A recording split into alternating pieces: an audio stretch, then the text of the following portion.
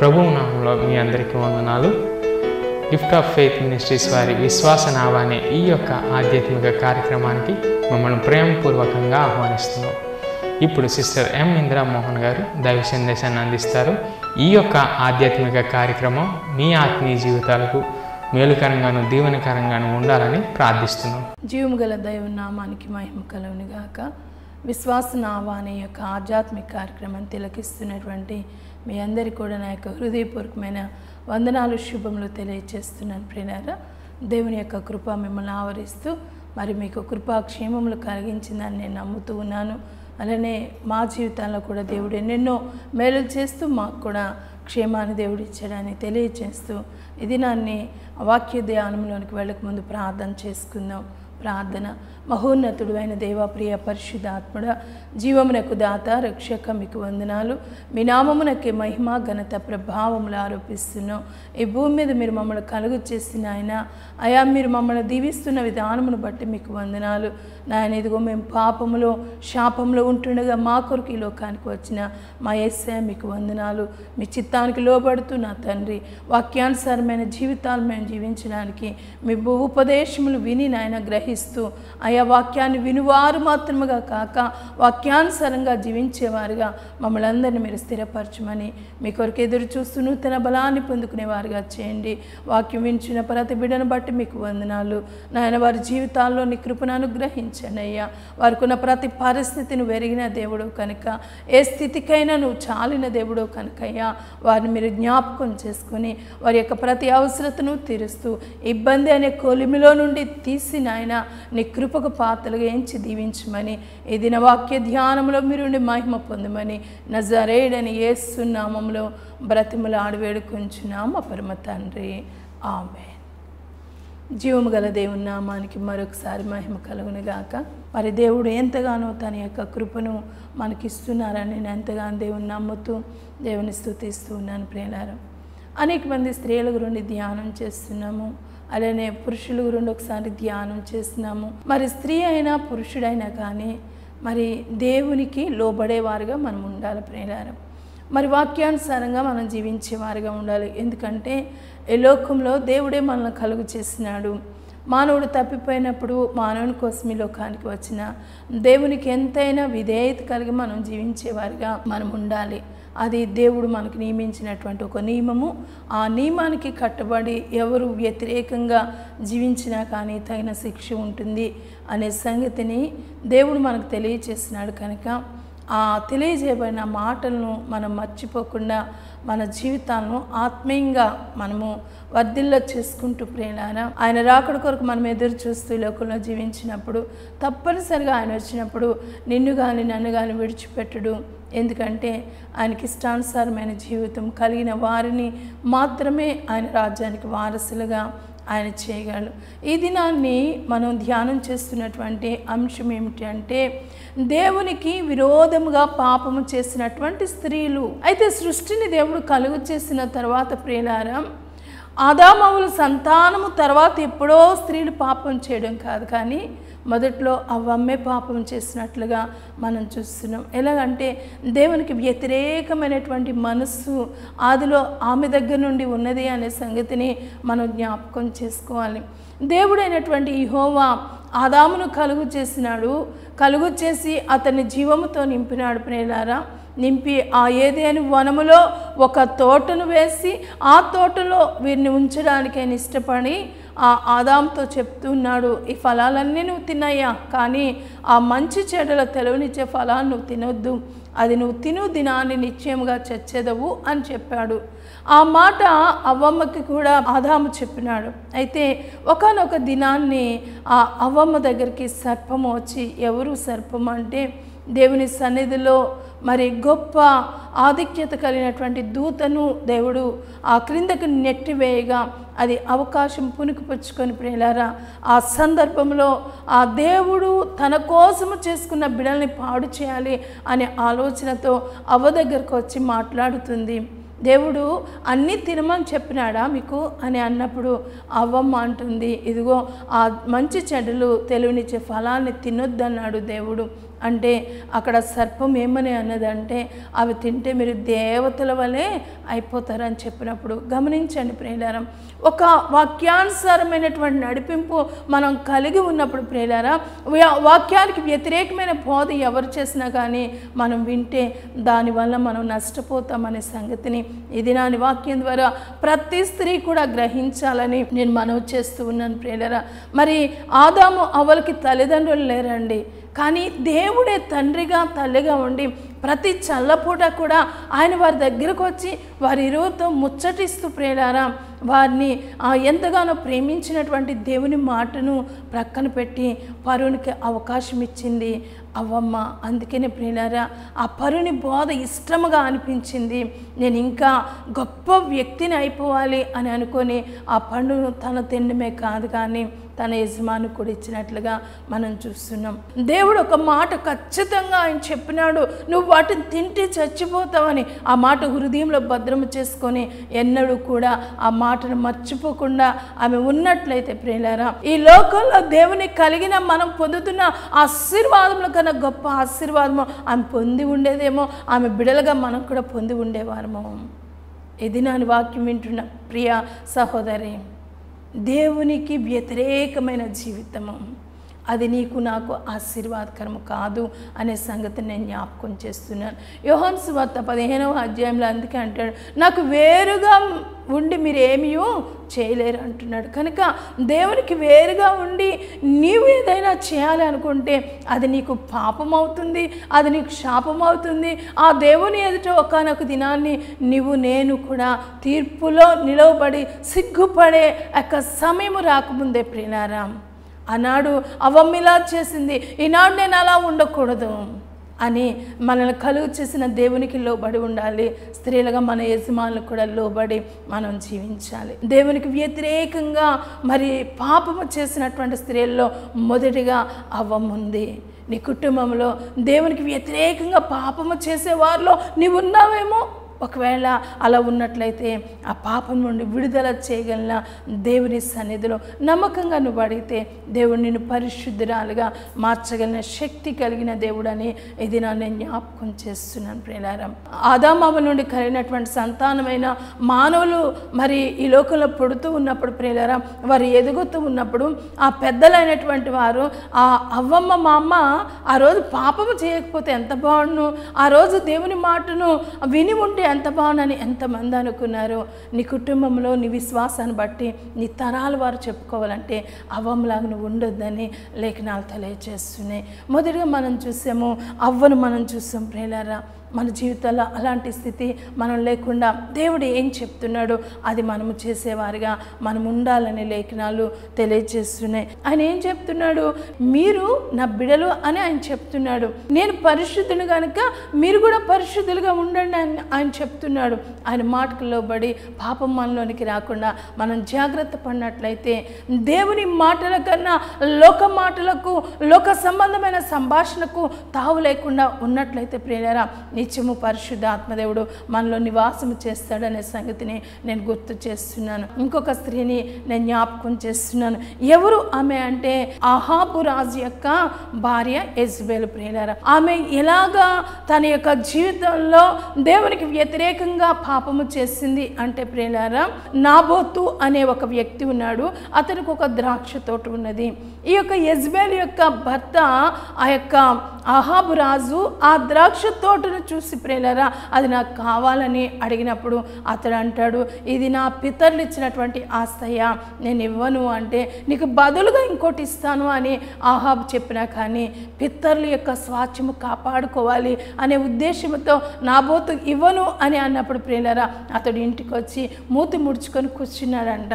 అప్పుడు భార్య అయిన యెజబెలు ఏం చెప్పాలి, ఏమండి మనకి బోల్డ్ ఆస్తి ఉంది, మనం రాజులము, మనం అధికారులము, కనుక ఇది కాకపోతే ఇంకా మంచిది కొనుక్కుందామండి, ఎందుకండి ఆ ఒక్కటే వాడుకున్నది కదా, ఎందుకండి ఆశపడ్డము అని చెప్పాలి ప్రియులారా. కానీ అలా చెప్పలేదు. బైబిల్ గ్రంథం చెప్తుంది, నిర్గమకాండము 20వ అధ్యాయము మనం జ్ఞాపకం చేసుకున్నట్లయితే అక్కడ చెప్తూ ఉన్నాడు ఏంటంటే ఆ 17వ వచనంలో చివరి భాగంలో అంటున్నాడు, నీ పొరుగువాంది ఏది కూడా నువ్వు ఆశించొద్దు. మన పొరుగువాంది ఏది కూడా మనము ఆశపడకూడదు. మనం అలా ఆశపడితే అది మంచిది కాదు ప్రియులారా. ఎవరైనా మనది ఏదైనా ఆశపడితే మనం ఊరుకుంటామండి? వారిని ఎన్ని దుయ్యబడతామో, ఎన్ని మాటలు అంటామో, వాక్యాన్ని కూడా వారికి చెప్తాము. ఎదుగో మనం క్రైస్తవులం కదా, నువ్వెందుకు ఆశపడుతున్నావు? వారు చెప్తున్నటువంటి నువ్వెలా ఉన్నావు ఒకసారి ఆలోచన చేసుకోవాలని నేను మనవి చేస్తున్నా. ఈ యెజబెల్ రాణి ఏం చేసిందంటే ఆహాబుతో అంటుంది, అయ్యా నీకెందుకు, నువ్వు లేచి అన్నం తిను, నేను ఇప్పిస్తాను కదా నీకు ఆ యొక్క ద్రాక్ష తోటను అంటుంది. ఎవరండి రాజు? ఎవరు రాజు? ఆహాబు రాజా లేకపోతే యెజబెల్ రాజా? ఆ సమయంలో ఆహాబే రాజు. ఆ రాజుగారు భార్య కాబట్టి యెజబెల్ రాణి అంటున్నారు, కానీ ఏలేది యెజబెల్ కాదండి. పేరుకు మాత్రము అతడు రాజే, కానీ అతడు భార్య చెప్పినట్లుగా విని శాపాన్ని కొని తెచ్చుకున్నాడు. మన జీవితంలో పేరుకు మాత్రము క్రైస్తవం అండి, కానీ క్రీస్తు లేనటువంటి వారుగా ఉంటున్నామేమో. దయచేసి ప్రియ సహోదరి ఆలోచన చేయాలని నేను మనవి చేస్తున్నాను. నువ్వు క్రీస్తును లేని జీవితం నీకున్నట్లయితే నువ్వు దేవుని యొక్క రాజ్యానికి ఎలా వారసురాలు అవుతావమ్మా? ఒకసారి ఆలోచన చేయాలని నేను మనవి చేస్తున్నాను ప్రియులారా. అయితే అక్కడ మనం చూసినప్పుడు ఆ భర్తతో అంటుందామే, నువ్వు లేచి అన్నం తినవయ్యా, నేను ఇప్పిస్తాను నీకు. ఆమె అంటుంది కదా, నువ్వు రాజు కదా, నీ ముద్రతో ఒక ఆజ్ఞను జారీ చేస్తే అన్నీ జరిగిపోతే, నువ్వు రాజువయ్యా, నువ్వు అధికారి అని అతనికి గుర్తు చేస్తూ ప్రియులారా అతని పేరు మీద ఒక తాకీదు వ్రాయించింది. ఇదిగో మరి ఉపవాస దినాలు జరుగుతున్నాయి, కానీ నాబోతు రాలేదు. ఇదిగో దేవుణ్ణి దూషించాడు, రాజుని దూషించాడు అని చెప్పి ఒక తాకీదు రాయించి ప్రియులారా మనుషుల్ని పెట్టి ప్రియులారా నాబోతు మీద అబద్ధపు సాక్ష్యాన్ని పలికించినట్లుగా మనం చూస్తున్నాం. నిర్గమకాండము 20వ అధ్యాయం 10 ఆజ్ఞల్లోనే అంటున్నాడండి. 16వ వచనం మనం చూస్తే, నీ పొరుగు వాని మీద అబద్ధ సాక్ష్యం నీవు పలకకూడదు. దేవుని బిడలమేనండి. మనము ఏం చేస్తామంటే, మనకు ఎవరైనా ఇష్టమైతే వారి పక్షంగా ఏదైనా మాట్లాడడానికి మనము వెనుకకు చూడమండి. ఇది నన్ను వాక్యం వింటున్నా ప్రియ సహోదరి, నీ యజమాని దగ్గర అబద్ధాలు ఆడుతున్నావా? నీ కుటుంబంలో అబద్ధాలు ఆడుతున్నావా? వాక్యం సెలవిస్తుంది, అబద్ధమాడు పెదవులు యెహోవాకు హేయములు. జాగ్రత్త. ప్రార్థన చేస్తున్నాము, ఉపవాసం ఉంటున్నాము, దేవుని సన్నిధికి ఆ పురుషుల కన్నా స్త్రీలే ఎక్కువ వెళుతున్నాము, కానీ మన జీవితాలు మారినాయండి? మార్పు కలిగిన వారిగా ఉంటున్నామా? దైవ చిత్తానుసారమైన మారు మనసు మనలో ఉన్నదా? ఒకసారి మనం ఆలోచన చేయాలి ప్రియులారా. యెజబెల్లాగా మనం ఉండొద్దు, అవలాగా మనం ఉండొద్దు ప్రియులారా. ఆమె చివరికి అబద్ధ సాక్ష్యాన్ని నాబోతు మీద పలికించి ప్రియులారా ఆ ద్రాక్ష తోటను స్వాధీనపరచుకోవడానికి ఒక నిండు ప్రాణాన్ని బలి తీసుకున్నట్లుగా మనం చూస్తున్నాం ప్రియులారా. మన పాపముల కోసము, మన శాపముల కోసము ఆయన తన ప్రాణాన్ని పెట్టినాడు. ఏ మంచి మనలో లేదు, ఏ యోగ్యత మనలో లేదు ప్రియులారా, కానీ ఆయన ఉండే స్థలంలో మనం ఉండాలని, నిత్యము ఆయన స్తుతించే ఆ వరుసలో మనం ఉండాలని ప్రియులారా, నిత్య నరకాగ్నికి మనం వెళ్ళకూడదని ఆయన యొక్క ఆశ అయినది. ఆయన ఎంత ఆశపడి నీ కోసము నా కోసము విడిచిపెట్టకూడని భాగ్యం అని ఎంచుకొనక ఈ లోకానికి వచ్చిన ఆ దేవుని బిడగా నువ్వెంతవరకు ఆయనకి లోబడి ఉంటున్నావు? వాక్యానుసారమైన జీవితాన్ని ఎంతవరకు నువ్వు జీవిస్తున్నావు? ఒకసారి ఆలోచన చేసుకోవాలని మనవి చేస్తూ ప్రియులారా, వాక్యానుసారము కానిది ఏదైనా కానీ అది పాపము అని తెలియచేస్తున్నాను. అలా నువ్వు జీవించినట్లయితే ఇదిగో నువ్వు దేవునికి వ్యతిరేకంగా పాపము చేస్తున్నావు. ఈ దినాన్ని దేవునికి వ్యతిరేకంగా పాపము చేసిన స్త్రీలు అని చెప్పుకుంటున్నామే, వారి లెక్కలో దేవుడు నిన్ను లెక్కించబోతున్నాడు నీ పాపాన్ని గనుక నువ్వు విడిచిపెట్టకపోతే ప్రియులారా. యెజబెల్ కూడా ఆ రీతిగా మరి ఆ యొక్క పొరుగువాని మీద అబద్ధ సాక్ష్యం పలికించి తన యజమాన్ని మరి సంతోషపెట్టడానికి ఒక వ్యక్తిని చంపించింది ప్రియులారా. యేసుక్రీస్తు ప్రభువారు నీ కొరకు నా కొరకు ప్రాణం పెట్టిన దేవుడు, కానీ ఎవరి ప్రాణం తీసిన దేవుడు కాదు సహోదరి. నీవు నేను కూడా ఎదుగో ప్రభు కొరకు నమ్మకంగా మనం జీవించాలని, అనేక మందిని ప్రభు కొరకు సంపాదించాలని దేవుడి దినాన్ని ప్రేమతో మనకి మాటలు తెలియజేస్తున్నాడు. ఇంకొక స్త్రీని నేను గుర్తు చేస్తున్నాను ప్రియులారా. దైవజనులు చేస్తున్న సేవను చూసి వారు అంటున్నారు, మా ఆస్తి అంతా అమ్మేసి మీకు ఇచ్చేస్తామండి అని చెప్పినారండి. ఎవరు అనుకుంటున్నారు? అననీయ భార్య ఉంది కదండి, సప్పేరా. అననీయ సప్పీరాలు ప్రియులారా, ఇరువురు కూడా ఆ అపోస్తల కాలంలో ఉన్నటువంటి ఆ పేతురు దగ్గరకు వచ్చి అంటున్నారు, అయ్యా మేము మా పొలాన్ని అమ్మి ఇదిగో డబ్బు తీసుకొని వచ్చినాము. పేతురు అంటున్నాడు, ఆ పొలంని ఇంతకే అమ్మినారా? వాళ్ళిద్దరూ కూడబలుక్కొని ఏం చేశారండి? ఆ యొక్క అపోస్తల కార్యాలు 5వ అధ్యాయం 2వ అధ్యాయం తన భార్యకు తెలిసే కొంత దాచినాడంటండి అననీయ. ఒకవేళ నీకు తెలిసి నీ యజమానుడు అబద్ధం ఆడుతున్నప్పుడు తప్పేం లేదు, గద్దించు. ఎందుకంటే నిత్య నరకానికి పోకుండా ఉండాలంటే అబద్ధం ఆడే పెదవులు యెహోవాకు హేయములు కదా. దేవుని దృష్టికి నీ యజమానుడు హేయము కాకుండా ఉండాలంటే నువ్వు నీ యజమాని గద్దించు, పర్వాలేదు, చెప్పు నీ యజమానికి, ఏమండి మనం అలా అబద్ధం ఆడకూడదు కదా. దేవుడు ప్రతి మాటకి అది మంచిదైనా చెడ్డదైనా కానీ తీర్పులోనే తెస్తాడు కదా. సత్యాన్ని మాత్రం నువ్వు ప్రకటించడానికి వెనుకాడొద్దని నేను మనవి చేస్తున్నాను.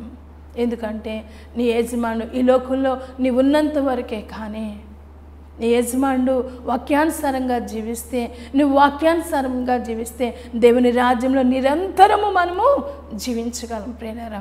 అయితే అక్కడ మనం జ్ఞాపకం చేసుకున్నప్పుడు అక్కడ పేతురు చెప్తున్నాడు, మీరు పరిశుద్ధాత్మను ఏం చేస్తున్నారు? దుఃఖపరుస్తున్నారు.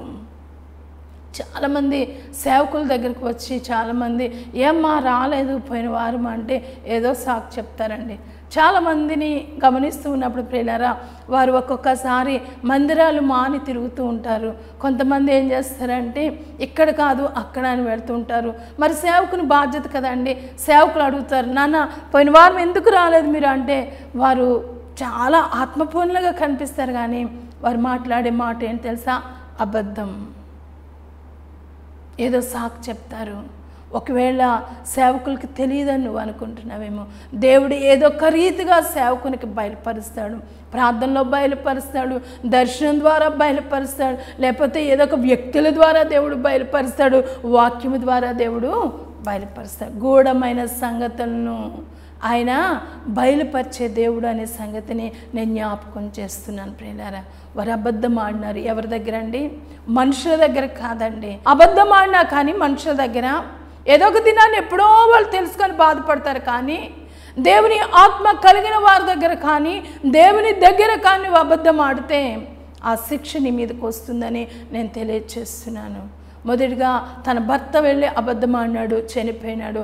అతన్ని పాతిపెట్టి ఆ యవనస్తులు వచ్చి ఇంకా కాళ్ళు కడుక్కున్నారు. ఆ తడి ఆరలేదు. ఈలోపు ఈమె అయ్యా ఇంతకే అమ్మాము అంది. ఇంతకే అమ్మారమ్మా, ఇంతకే. వెంటనే ఆమె కూడా చనిపోయింది. జాగ్రత్త, దేవుని దృష్టిలో నువ్వు నమ్మకంగా ఉండాలి. అందుకని ఆయన అంటున్నాడు ఆ ప్రకటన గ్రంథం 2వ అధ్యాయం 10వ వచనంలో అంటున్నాడు, మరణం వరకు నమ్మకంగా ఉండుము, నేను నీకు జీవ కిరీటం ఇస్తాను. ఒకసారి ఒక తల్లిగారికి ఒక ఆమెకు వాగ్దానము 31వ తారీఖున వాగ్దానం వచ్చింది. నేను నీకు జీవ కిరీటం ఇచ్చేదను అనే వాగ్దానం వచ్చింది. ఆమె ఆనందానికి అవదలేవండి. దేవుడు నాకు జీవ కిరీటం ఇచ్చేస్తాడంటమ్మా అని చాలా ఆనందపడింది. నేను చెప్పాను, ముందు వాక్యం ఒకసారి చదవండి, ఎప్పుడు నీకు జీవ కిరీటము దేవుడు ఇస్తాడు. నువ్వెలా ఉన్నా ఆయన ఇస్తానని ఎక్కడా చెప్పలేదు. నువ్వు నమ్మకంగా ఉంటేనే మరణం వరకు ఒక్క దినము కాదు, ఆదివారం ఒక్క దినం కాదు, శుక్రవారం ఒక్క దినము కాదు, నీ జీవిత ప్రయాణంలో ప్రతి దినము కూడా మరణము నిన్ను ఆవరించే వరకు, ప్రభువు నిన్ను పిలిచే వరకు, నీలో ఉన్న జీవము ఆగిపోయే వరకు కూడా నువ్వు ఎలా ఉండాలి? నమ్మకంగా ఉన్నప్పుడు ఆ నమ్మకమునకు ఆస్పదం కలుగుతుంది. అదే జీవ కిరీటాన్ని ప్రభువుని మీద ధరింపచేస్తాడు.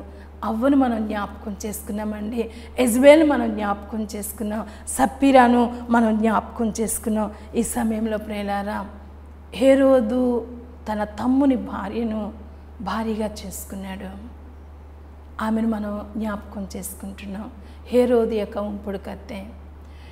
బాప్తిస్మిచ్చి యోహాను హేరోదుని అంటాడు, నీ తమ్ముడు భార్యను నువ్వు ఉంచుకొని ఉన్నావు అని చెప్పినప్పుడు ఆ మాట విన్నటువంటి హేరోదు పగబట్టినాడు.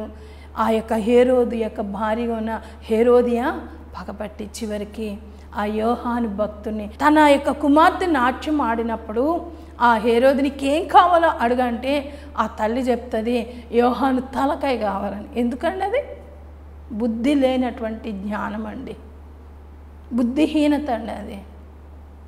జ్ఞానవంతురాలు తన ఇల్లును కట్టును, నీ బ్రతుకును సరిచేసుకో. కానీ దైవజను గర్తించినప్పుడు ఎదురు తిరగొద్దు నువ్వు, అది నీకు మంచిది కాదు. వారికి ఏదో నష్టం కలిగించాలని నువ్వు ఆశపడితే అది నీకు మంచిది కాదు. ఒకవేళ ఈ లోకంలో శారీరకంగా వాళ్ళని నష్టపరచవచ్చేమో, కానీ నీ శరీరమును ఆత్మను నశింపచేయగలన దేవునికి నేను భయపడాలనే లేఖనాలు తెలియచేస్తున్నాయి.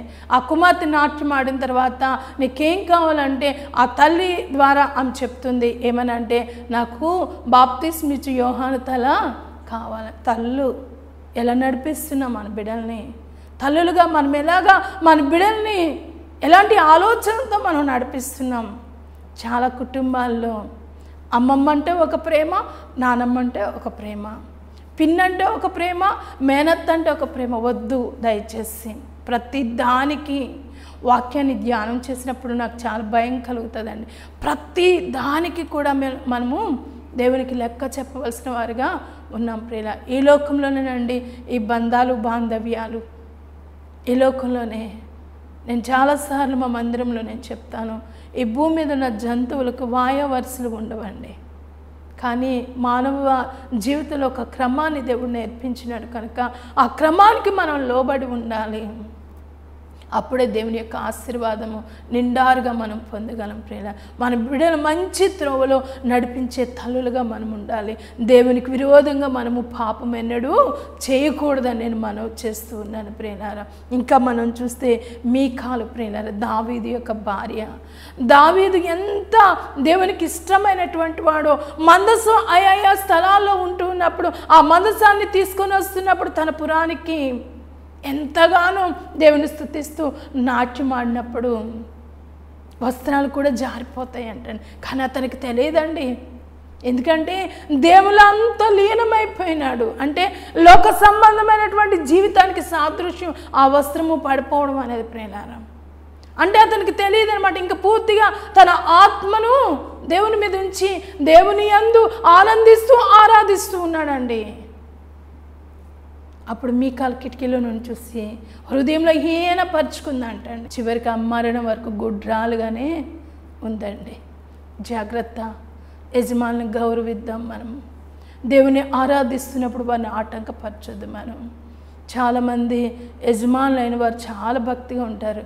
వారందరిని బట్టి నేను దేవుని స్తుతిస్తున్నాను. నీ యజమాని నువ్వు భక్తి పరునిగా ఉన్నప్పుడు ఆటంకపరచొద్దు ప్రియ సహోదరి. ఆయన బట్టి నువ్వు బలపడు, నీ కుటుంబంను నువ్వు బలపరుచుకునే బిడ్డగా ఉండాలని లేఖనాలు తెలియజేస్తున్నాయి. దావీదు మహారాజు అండి, రాజు అని మర్చిపోయాడు దేవుని దగ్గర. నువ్వు నేను కూడా నాకు ఇంతుంది అంతుంది అని కాదు, నువ్వు దేవుని దగ్గర ఎంతైనా తగ్గించుకోవాలి. అలాంటి తగ్గింపు తన భర్త కలిగినప్పుడు ఆమె హేళన చేసింది, హృదయంలో హీనపరిచిందంటండి. దావీదు దేవుని స్తుతిస్తూ ఉన్నప్పుడు ఈమె హీనపరిచినప్పుడు ఎవరు చూశారండి? దేవుడు చూశాడు. ఆయన అంతరంగాన్ని చూసే దేవుడు, ఆంతర్యాన్ని పరిశీలన చేసే దేవుడు అండి. చూశాడు. దావీదు అనలేదు నీకు బిడ్డలు పుట్టరు అని, కానీ దేవుడు అక్కడ ఆమెకు బిడ్డలు లేకుండా చేసినట్లుగా మనం చూస్తున్నాం. ఇంకొక మరి స్త్రీల గురించి మనం జ్ఞాపకం చేసుకుంటున్నాం. లోతు కుమార్తెలు ఎంత భయంకరమైనటువంటి పరిస్థితి అంటే, ఆ సొదొమ గొమొరా నుండి దేవుడు దేవదూతల ద్వారా తప్పించినప్పుడు తల్లి అయితే వెనక్కు చూసింది, కానీ వీళ్ళు వెనక్కు చూడలేదు. చాలా విశ్వాసులు అనుకుంటున్నాం మనం, కానీ తండ్రితో పాపం చేసిన భయంకరమైనటువంటి మనసు కలిగిన వారండి. ఈ దినాల్లో చాలామంది వయవరుస లేదండి. అసలు ఎలా పడితే వాళ్ళు జీవిస్తున్న శారీరకమైన ఆశలు తీర్చుకోవడానికి నీ దేహంతో జరిగించిన ప్రతి దాని కొరకు దేవునికి నువ్వు లెక్క చెప్పాలి. అయితే అక్కడ మనం చూసిన ఒక కొండ ప్రాంతంలో ఉన్నారంట. అయ్యో మనకి ఏ పురుషుడు ఉన్నాడు, ఈ దేశంలో పురుషుడు లేడు అని చెప్పుకొని అక్క చెల్లి ఇరువురు కూడా తండ్రితో పాపం చేస్తున్నారు. నేను అంటున్నాను, ఒకవేళ ఆ యొక్క దినాల్లో వారికి ఒకవేళ వివాహం కాకపోతే ఏమైంది? ఇప్పుడు దేవుని కొరకు నమ్మకమైన వారుగా లోతు కుమార్తె ఉండిపోయారని ఉండేది కదా. ఈ పరిశుద్ధ గ్రంథంలో వ్రాయబడింది ఆ దినాల్లో లోతు కుమార్తెలు తండ్రితో పాపం చేసిన వారని. ఎంత భయంకరమైన సంగతి అండి. అలాంటి జీవితాలు మనలో ఉండకూడదని దేవుడి దినాన్ని తెలియజేస్తున్నాడు. లోతు ఆ కుమార్తెలకు తండ్రిగా ఉన్నాడు. దేవుడు మనకి తండ్రిగా ఉన్నాడు. ఆయన విడిచి తిరిగితే, లోకముతో సహవాసం చేస్తే లోకముతో వ్యభిచరించినట్లే ప్రేనారా. భక్త్ సింగ్ గారు చెప్తారు, ఆయన ఈ లోక సంబంధులుగా ఉన్నట్లయితే సంఘాలు విడిచి తిరిగినటువంటి వారిని ఆయన అనేవారంట ఆత్మీయమైనటువంటి వ్యభిచారులు అనేవారంట. ఎంత భయంకరమైన మాట! నీ ఆత్మీయమైన తండ్రిని విడిచి వేరొక స్థలానికి, ఎంత భయంకరమండి. ఇది నన్ను పాపం చేసిన స్త్రీలను మనం జ్ఞాపకం చేసుకున్నాం. అవ్వలాగా మనం ఉండొద్దు, ఎజబేల్లాగా మనం ఉండొద్దు ప్రేలారా. అలానే హేరోదియాలాగా మనం ఉండొద్దు, మీకాల్లాగా మనం ఉండొద్దు, సప్పీరలాగా మనం ఉండొద్దు. మనం ఎలా ఉందామంటే యెహోవా యందు భయభక్తులు కలిగిన స్త్రీ కొని ఆడపడును. నీవు నేను దేవుని యందు భయభక్తులు కలిగి ఉందాం ప్రియ సహోదరి. నేను బ్రతిమలాడుతూ ఉన్నానమ్మా. ఈ జీవము ఏ దినంతో ఆగిపోతుందో తెలియదు సహోదరి. ఎప్పుడు దేవుడు వస్తాడో ఈ లోకానికి తెలియదు. ఎప్పుడు నీ జీవము ఆగిపోతుందో తెలియదు. కనుక ఒక ఆయన దాసురాలుగా బ్రతిమలాడుతూ ఉన్నాను. నమ్మకమైన జీవితాలు మనం కలిగి ఉన్నాం. ఆయనకు వేరుగా ఉండి మనం ఏమీ చేయలేము. ఆయనకు వేరుగా ఉండి ఈ లోకంలో ఏది మనం పొందుకోలేము. ఇంకా మనం దీవింపబడాలంటే ప్రభువు చేతి క్రింద దీన మనస్కులుగా మనం ఉందాం. అట్టి ఆశీర్వాదము పరిశుద్ధ ఆత్మదేవుడు మనకిచ్చి దీవించును గాక. ఆమేన్. ప్రార్థన చేసుకుందాం. మనం ఈ దినాన్ని దేవునికి విరోధముగా పాపం చేసిన స్త్రీలను మనం జ్ఞాపకం చేసుకున్నాం. అవ్వ దేవుని మాటను ప్రక్కన పెట్టింది. యెజబేలు పొరుగువాని మీద అబద్ధ సాక్ష్యం పలకడమే కాకుండా పొరుగువానిది ఆశించడానికి అబద్ధ సాక్ష్యం పలికింది. అలాంటి జీవితాలు మనలో ఉన్నట్లయితే ప్రియులారా, వాటిని మనం విడిచిపెట్టడానికి ప్రభు దగ్గర మనం నమ్మకంగా ఒప్పుకుందాం. దేవుణ్ణి అడుగుదాం, ప్రభా నన్ను క్షమించు అని. ఎందుకంటే ఆయన క్షమించడానికి సిద్ధ మనసు కలిగిన దేవుడు. ప్రియులారా, ప్రార్థన చేసుకుందాం.